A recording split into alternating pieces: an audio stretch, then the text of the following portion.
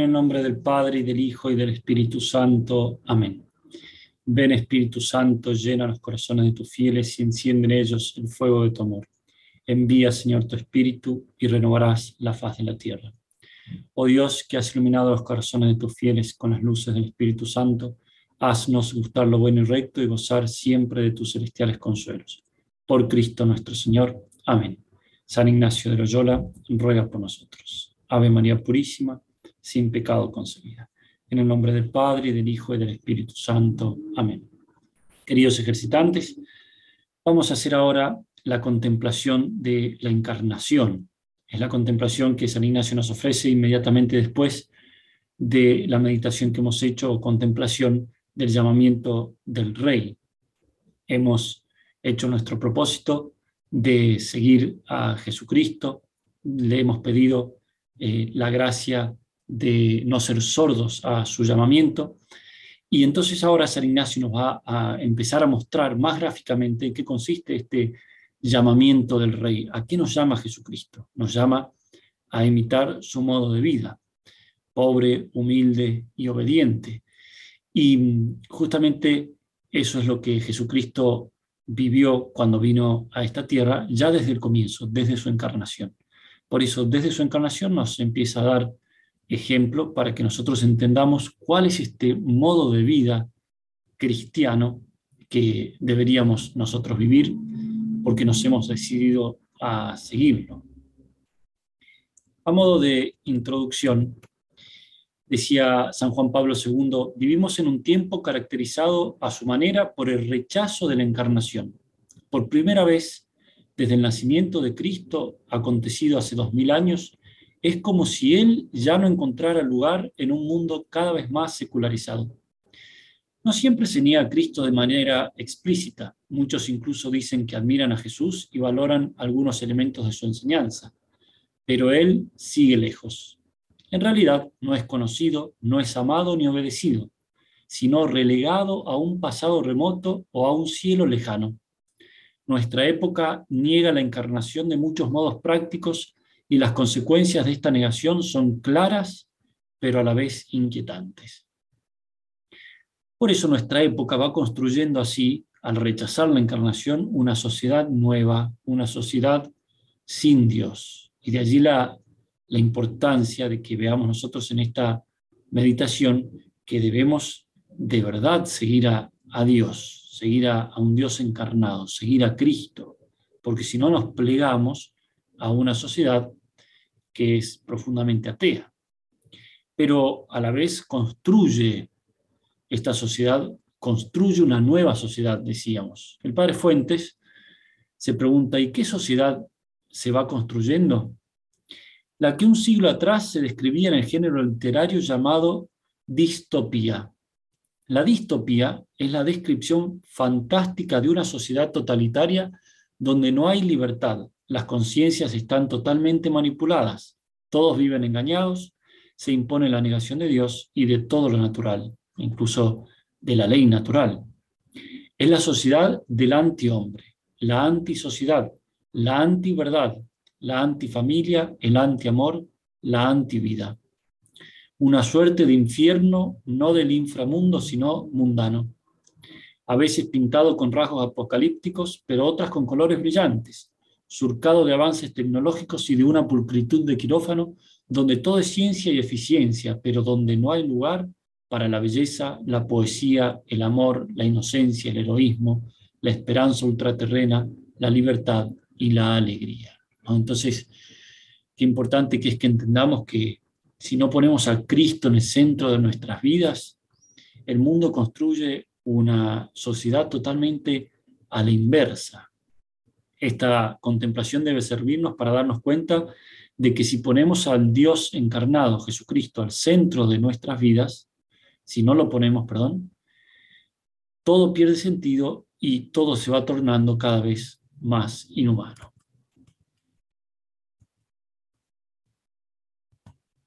Bien, vamos ahora a ver los preámbulos de esta meditación, como solemos hacer en todas las meditaciones y contemplaciones.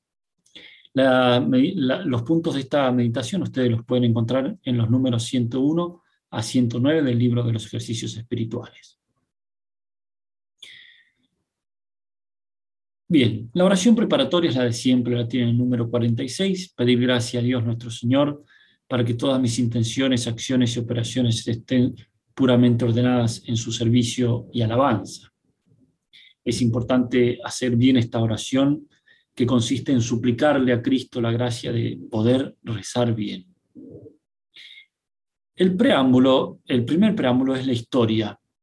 Dice San Ignacio en el número 102, traer la historia de las cosas que tengo que contemplar, que es aquí cómo las tres divinas personas miraban toda la planicie o redondez de todo el mundo, llena de hombres, y cómo viendo que todos descendían al infierno, se determina en su eternidad que la segunda persona se haga hombre para salvar al género humano, y así venida la plenitud de los tiempos, enviando al ángel San Gabriel a Nuestra Señora. Esa es la historia, ¿no? Que ustedes la pueden también leer, y yo se las voy a dejar en el texto que van a tener, en el Evangelio de San Lucas, en Lucas 1, versículos 26 al 38. Ahí pueden leer la historia detenidamente de cómo el ángel es enviado a la Virgen María y se obra la encarnación. La composición del lugar, San Ignacio quiere que le demos trabajo a nuestra imaginación para que no se distraiga, viendo con ella todo el mundo en el cual hay gente tan diversa, y luego imaginar el cuarto y la casa de Nuestra Señora en Nazaret. O sea, como meternos en la escena, estar allí en la escena de la encarnación y contemplar, ¿no? Vamos a ver que esta oración que ustedes van a hacer ahora es una contemplación, no ya una meditación, sino una contemplación. Recordemos que uno de los grandes frutos de los ejercicios espirituales es que San Ignacio nos quiere enseñar a rezar, nos quiere enseñar a rezar, entonces va proponiendo distintos métodos de oración, principalmente la meditación, pero también ustedes han hecho aplicación de sentidos cuando rezaron acerca del infierno.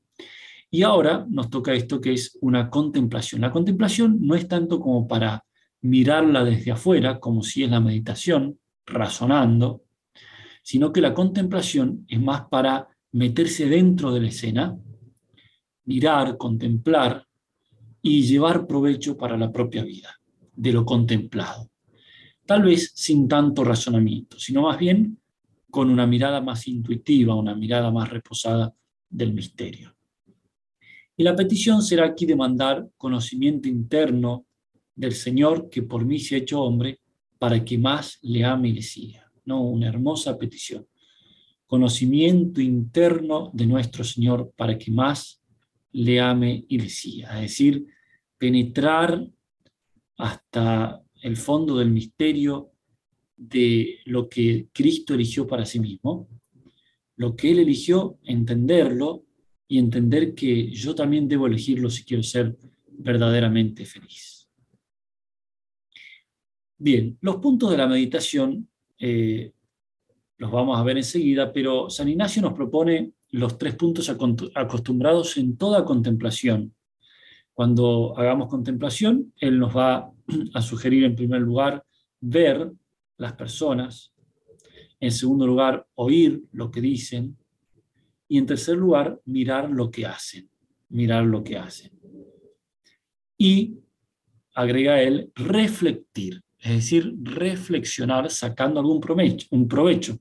Pensar en mí mismo, cómo debo vivir esas virtudes de Cristo o de la Virgen María, etcétera, de acuerdo a lo que contemplemos, ¿sí? Entonces, esto de reflectir o reflexionar en base a lo que veo o en base a lo que oigo o en base a lo que miro que hacen, es muy importante, porque ahí está el provecho, reflexionar en mí mismo, a ver cómo yo debo actuar en relación a eso que estoy contemplando. En esta contemplación de la encarnación, debemos hacer esas 3 acciones, ver, oír y mirar lo que hacen, ante 3 escenas. En primer lugar, la tierra, que está necesitada de la redención de Dios, eso en primer lugar. En segundo lugar, el cielo, donde la Trinidad decreta la encarnación. la Santísima Trinidad se mueve a compasión y decretan que el Verbo se haga hombre, se haga carne para redimir al género humano. Y luego Nazaret, es decir, donde la Virgen recibe el saludo del ángel Gabriel, y bueno, en lo que ya ustedes han leído en la composición del lugar, o perdón, en la historia, que es el relato de la anunciación del ángel a María. Veamos entonces el primer punto. Yo simplemente los voy a leer a los 3 puntos, explicaré mínimamente algo, y al final voy a dar algún comentario que les puede servir a ustedes para meditar un poco más. El primer punto es ver las personas, las unas y las otras. El primero, las de la faz de la tierra, en tanta diversidad, así en trajes como en gestos, unos blancos y otros negros, unos en paz y otros en guerra, unos llorando y otros riendo, unos sanos y otros enfermos, unos naciendo y otros muriendo, etc.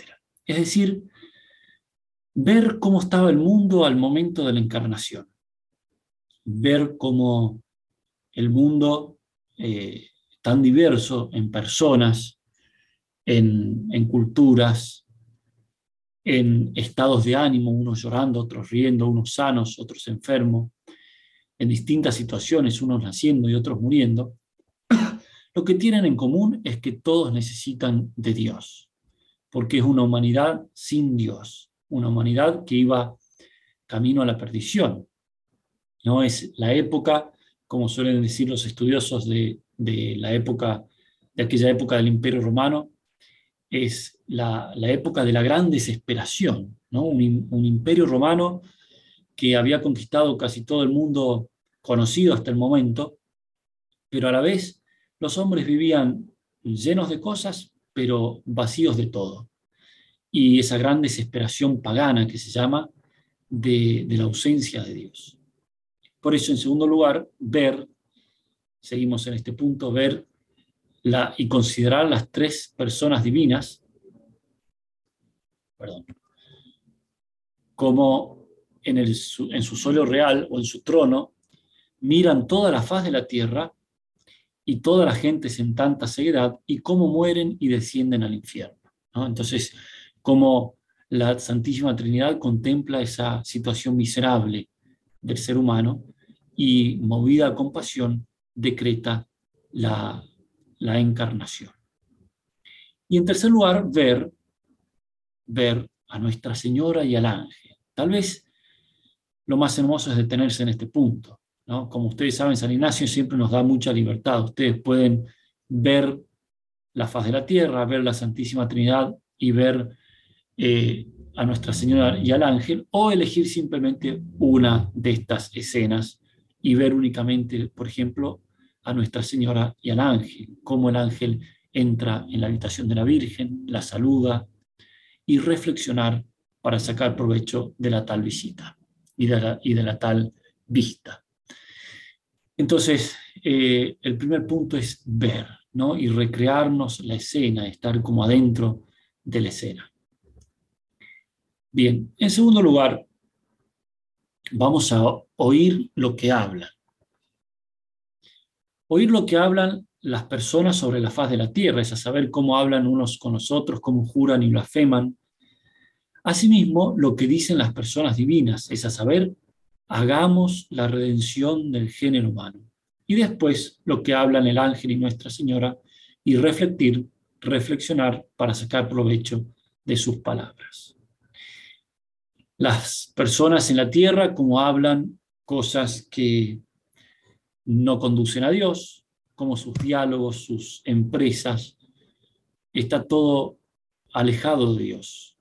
Cómo es el diálogo, en cambio, que tiene la Santísima Trinidad, como el Padre habrá hablado al Hijo, sugiriéndole la encarnación, el Espíritu Santo habrá bendecido esa decisión, y entonces se obra la encarnación. Y el Hijo de Dios se hace hombre para redimir al género humano. ¡Cuánta misericordia!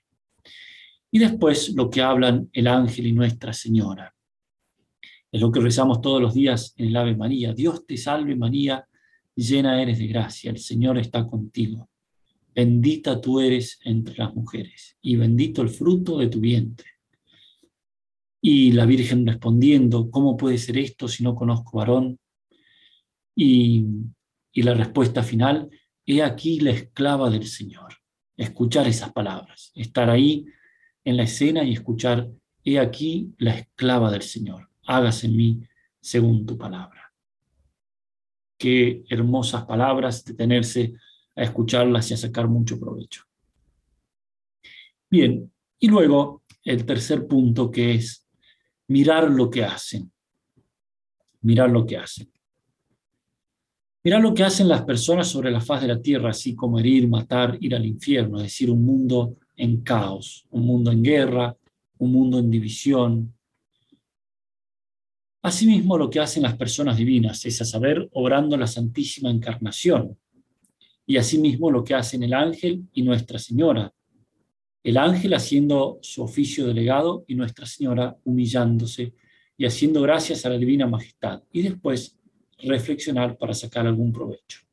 Entonces, como en la faz de la tierra los hombres hacen cosas muy alejadas de la voluntad de Dios, en cambio las personas divinas, la Santísima Trinidad, obran la misericordia de la redención. Y el ángel obra haciendo su oficio y la Virgen aceptando la disposición de la Santísima Trinidad. Cuánta humildad de la Virgen María para someterse absolutamente a todo lo que Dios quiera pedirle y quiera encomendarle.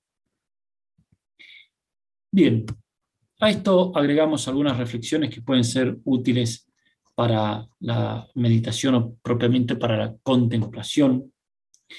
Tenemos que decir que la encarnación, como así también el nacimiento de Cristo, es el misterio de los contrastes, pero a la vez de la armonía de los contrastes. El más grande se hace el más pequeño. El todopoderoso se hace indigente, el más rico se hace pobre. Pero tenemos que ir más a lo profundo de estos contrastes.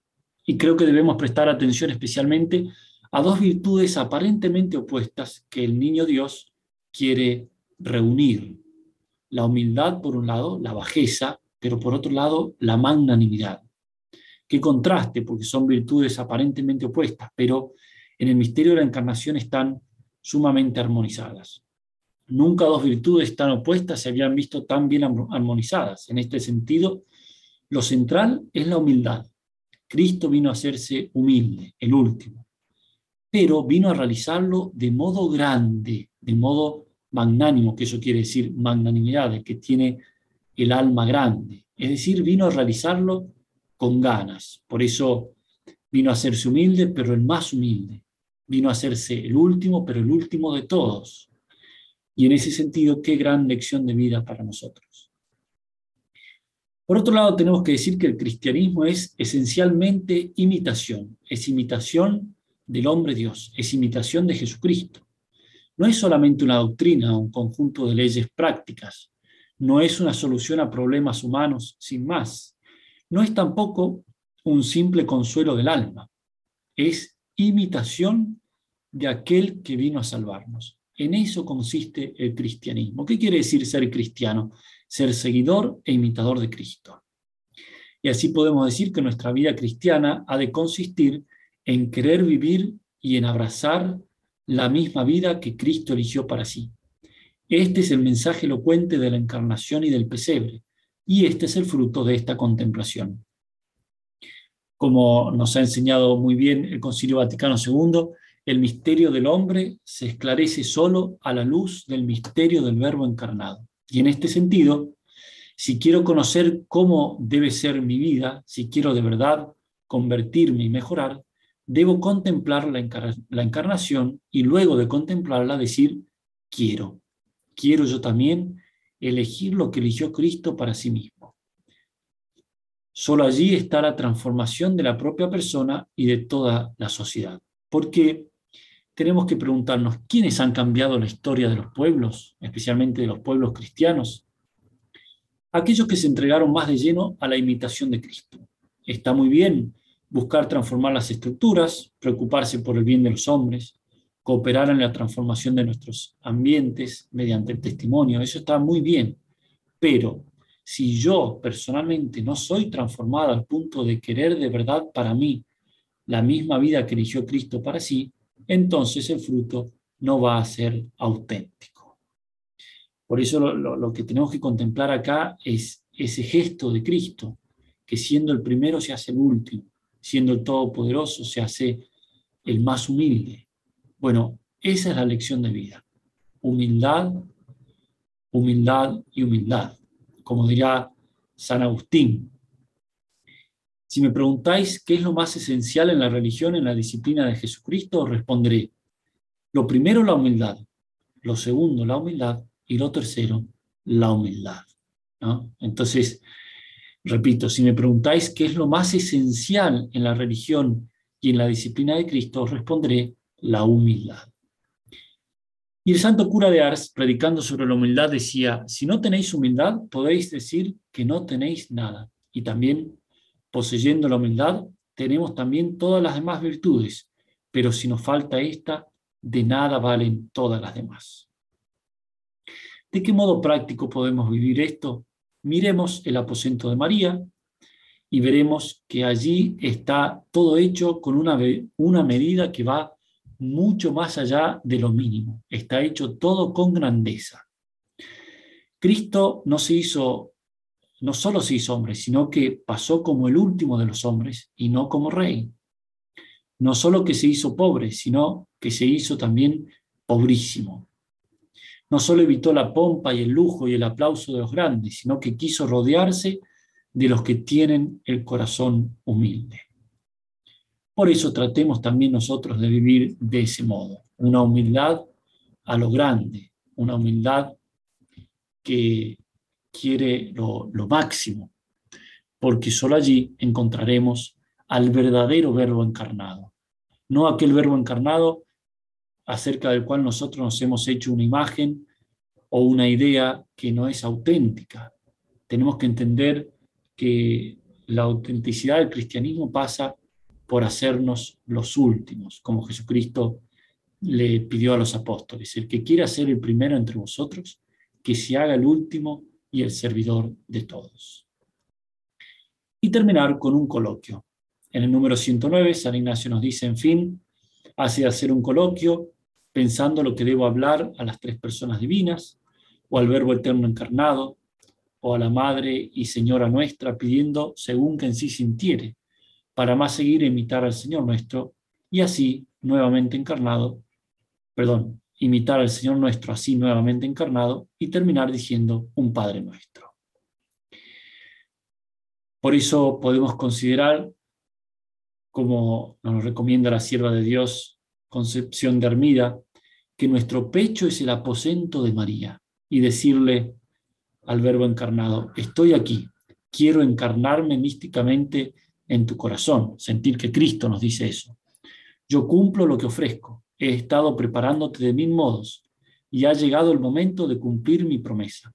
Recíbeme, tomo posesión de tu corazón, no dándome tú la vida, sino dándola yo a tu alma, ¿no? Es Jesucristo que habla al corazón, que habla al alma. Quiero encarnarme místicamente en tu corazón. Y nos pide ser recibido en nuestra alma.